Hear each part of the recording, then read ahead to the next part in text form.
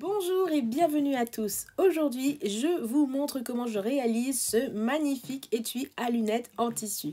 Alors cela peut faire un joli cadeau à offrir et on peut le personnaliser à souhait. C'est un projet couture accessible à tous, il est facile à réaliser. À la fin de la vidéo, je vous montrerai comment je le réalise avec d'autres matières comme de la pâte fino effet cuir. Vous verrez, c'est bluffant. Allez, c'est parti pour ce projet. Il vous faut vraiment pas grand chose, juste 2 rectangles de tissu coton de votre choix, les dimensions d'une feuille A4. Il faudra également un entoilage thermocollant rigide ou semi-rigide. Ici, j'utilise un entoilage Guessling H250. Pour la fermeture, j'ai fait le choix d'un fermoir magnétique, mais vous pouvez choisir bien sûr le fermoir de votre choix. Bouton classique, bouton pression, velcro, à vous de choisir. Dans un premier temps, je vais reporter le patron que vous trouverez en PDF en description de cette vidéo. Vous trouverez 2 modèles, un classique et un que j'appelle coquette. Vous choisissez celui que vous voulez. Si le tissu comporte des motifs, faites attention au sens et placez judicieusement votre patron. Pour le tracer, j'utilise un stylo pilote friction qui disparaît à la chaleur. Il suffira de passer un coup de fer à repasser pour que l'encre disparaisse. Je vais maintenant rajouter une marge de couture de 1 cm en utilisant cette astuce. Regardez.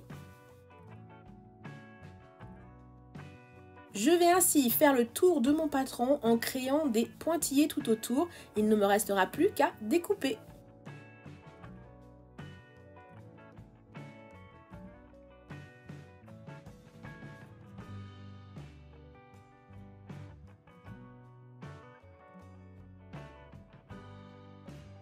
Je fais de même sur l'entoilage, mais cette fois-ci, je découpe à l'intérieur du trait en retirant plus ou moins 2 à 3 mm.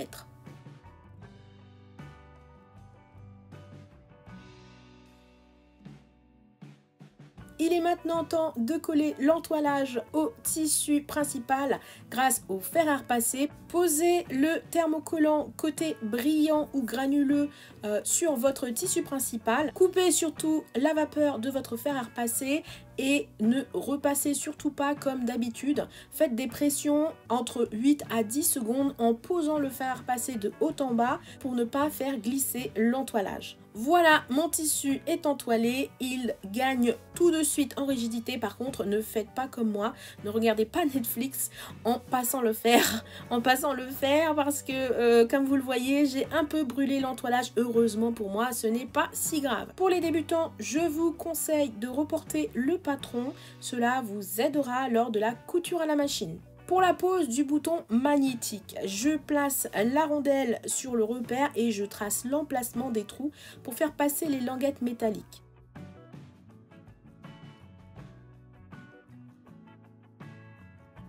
Une fois soigneusement découpé, je vais insérer les languettes métalliques de la partie femelle du fermoir à l'endroit de mon tissu.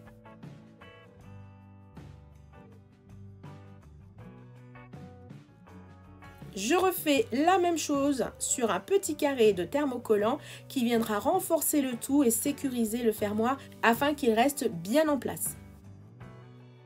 Je l'insère puis autour de la rondelle avant de rabattre les languettes vers l'extérieur. Voilà, cette partie est posée.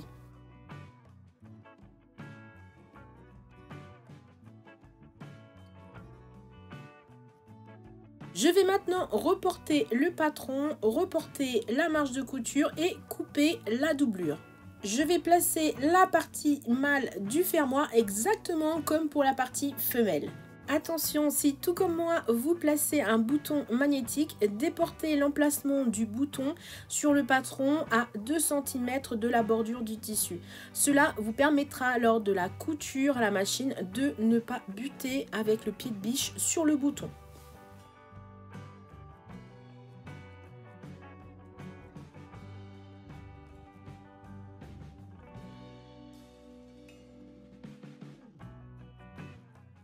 Je vais maintenant placer mes 2 tissus endroit contre endroit et épingler le tout. Pour ceux qui préfèrent les pinces, allez-y, moi ça sera des épingles. Assurez-vous de bien mettre surtout vos tissus bord à bord. Ils vous sembleront de taille légèrement différente. C'est l'épaisseur du fermoir qui fait ça, rassurez-vous. Voilà, ça c'est de l'épinglage de la mort. Si ça bouge pendant la couture, c'est vraiment que j'ai un sérieux souci. Il faudra laisser une fente pour retourner l'ouvrage. Pour le coup, ne faites pas comme moi, faites plutôt votre fente ici, dans une partie droite et non courbée pour de belles finitions. Donc je le répète, placez bien votre fermoir à 2 cm du bord pour laisser le pied de biche circuler sans contrainte et avoir de belles coutures. Pour la couture justement, je vais coudre avec un point droit à 2,5 mm. Soit vous suivez le trait de couture que vous avez au préalable dessiné, soit vous réglez votre aiguille à 1 cm du bord et c'est parti. Je commence avec un point d'arrêt et j'y vais progressivement. Ce n'est pas une course, je prends mon temps. Je prends le temps de m'arrêter avant mes épingles que je retire au fur et à mesure. Dans les courbes, je n'hésite pas à travailler avec le volant, à planter mon aiguille dans le tissu avant de relever le pied de biche et à réajuster la trajectoire si besoin. J'adore ma machine à coudre qui est une Bernette Sew Go 8. Je couds avec elle sans pédale, elle est très complète, elle est solide et puissante. Vous verriez les épaisseurs qu'elle m'a déjà cousues. Les coutures sont vraiment de super qualité et elle offre des tas de points décoratifs. Il y a vraiment le choix. Elle est fonctionnelle, ergonomique, intuitive, vraiment la prise en main, c'est fait toute seule. Au début, j'appréhendais beaucoup car je n'avais que des machines mécaniques jusque-là et franchement, elle m'a vraiment séduite. En plus, avec un bon rapport qualité-prix. Je vous mets en description un lien si vous voulez en savoir plus.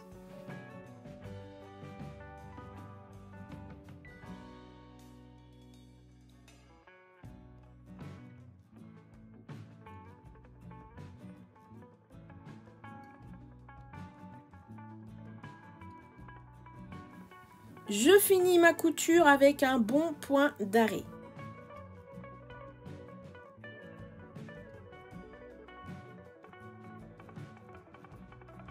Avant de retourner l'étui, je vais cranter les angles et les courbes.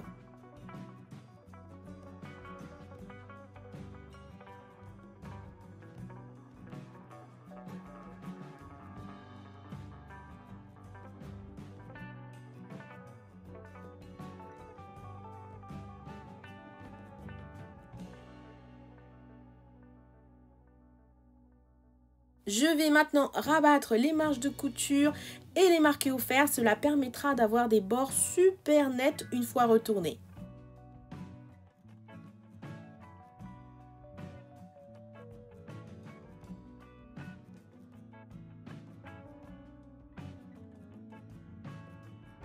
Je retourne maintenant l'étui par la fente avant de passer un petit coup de fer à repasser.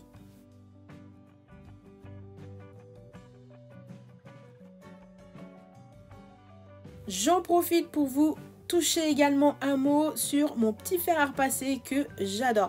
En fait, avec la confection dernièrement de tous les masques, des tas de masques, j'imagine que vous aussi vous en avez fait pas mal. Et bien avec la confection de tous ces masques, j'ai épuisé mes mains avec mon gros fer à repasser parce qu'en fait, je souffre du syndrome des canals carpiens aux deux mains. Bien sûr, hein, aux deux mains parce que moi je fais jamais rien à moitié. Youhou. Bref, et pour le moment, j'ai pas l'intention de me faire opérer. Alors je ménage mes mains comme je peux et j'ai trouvé mon bonheur avec ce petit fer à repasser de voyage qui ne m'a pas coûté bien cher et qui remplit vraiment la mission. J'en avais trouvé d'autres mais pas aussi puissants et surtout je cherchais aussi un fer à repasser avec des jets de vapeur proches de la pointe de la semelle pour gagner en précision, surtout pour la confection de petits ouvrages comme les masques ou comme celui-ci. Après quelques recherches, j'ai choisi celui-là et je le valide. Il tient dans la main, malgré sa petite taille, il chauffe super bien et il fait le job. Je vous mets également le lien en description. Je vais maintenant surpiquer avec un point droit à 2 mm du bord et une largeur de point de 3 mm sur le bord haut de l'étui.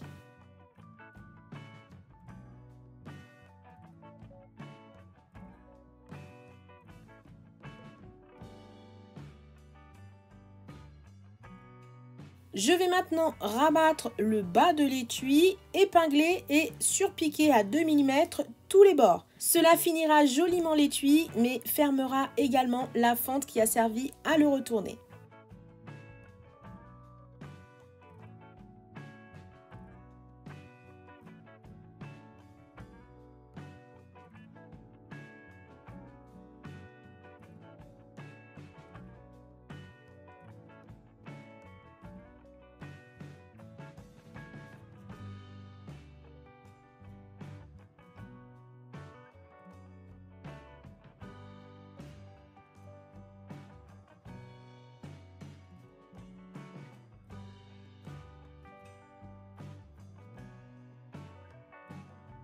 Prenez votre temps pour cette étape, surtout la pointe arrondie du rabat. Allez-y avec le volant si nécessaire, comme je le fais ici.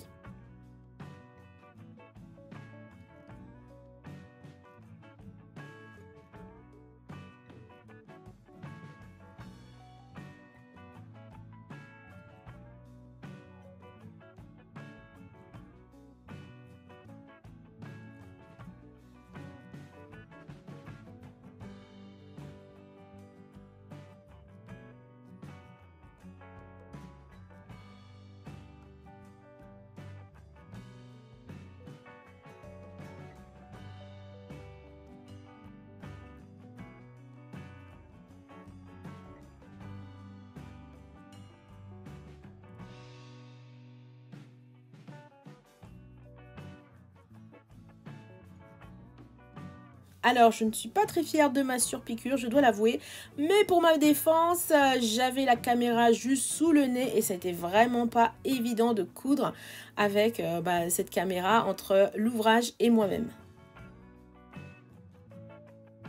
Voilà, l'étui est terminé, vous l'avez vu, il est super simple à réaliser. Amusez-vous à en faire pour toute la famille, les plus petits avec de jolis tissus de leur choix, comme pour les plus grands. Vous pourrez bien sûr choisir d'autres matières comme de la feutrine ou du simili-cuir, il en existe de magnifiques. Ce joli étui protégera aussi bien vos lunettes de soleil que vos lunettes de vue contre les traces de rayures ou de salissures. Il sera évidemment super classe et vous aurez surtout la fierté de l'avoir fait vous-même.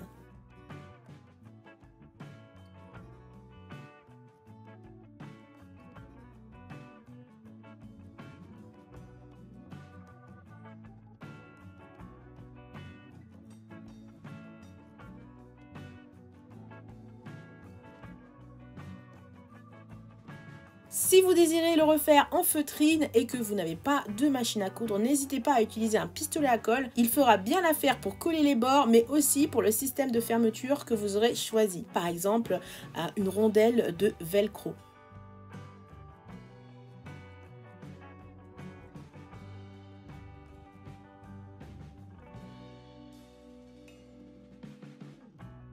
J'en ai réalisé aussi en pâte polymère effet cuir et l'effet est bluffant. Si vous voulez savoir comment je m'y suis prise, voici le lien de la vidéo tutoriel.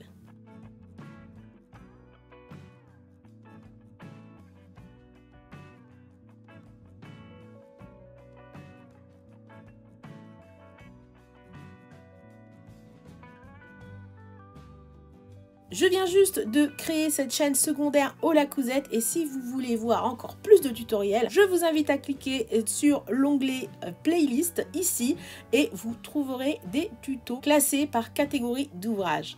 Je posterai régulièrement des tutos et des vidéos trucs et astuces pour les couturières et les couturiers. Alors n'oubliez pas de vous abonner et de cliquer sur la cloche pour ne plus rien manquer et être avisé de la sortie des futures vidéos. Si vous voulez découvrir mes autres loisirs créatifs, faites un tour sur ma chaîne Oh la Coquette.